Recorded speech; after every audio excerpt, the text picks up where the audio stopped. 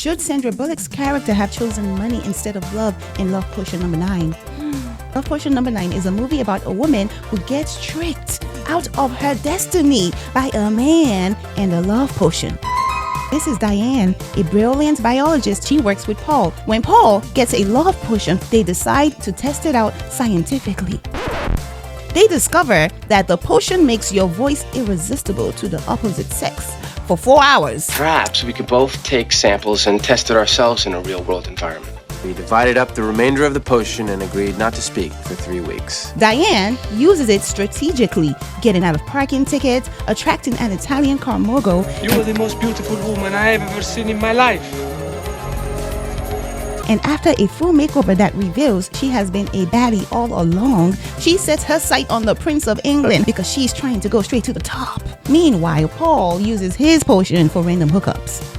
Just as Diane is living her best life with royalty, her toxic ex, Gary, shows up at 2 a.m. looking for a booty call and gets rejected. Prince? Prince of what? England.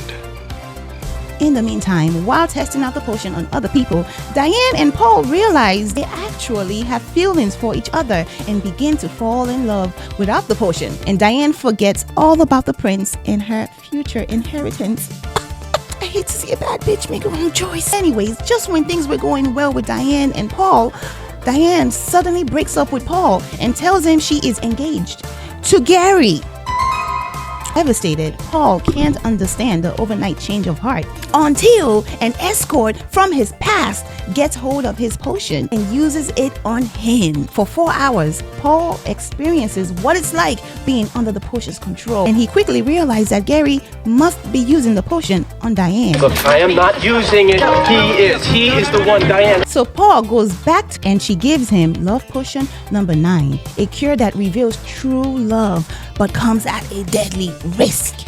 If you both take this potion and you are in love with her, but she never really was in love with you, you will love her for the rest of your life and she will hate you for the rest of hers. Paul is willing to take that chance, so he shows up at her wedding, and after taking the antidote, Love Potion number 9, he sneaks it into her champagne. Unfortunately, Gary drinks it too.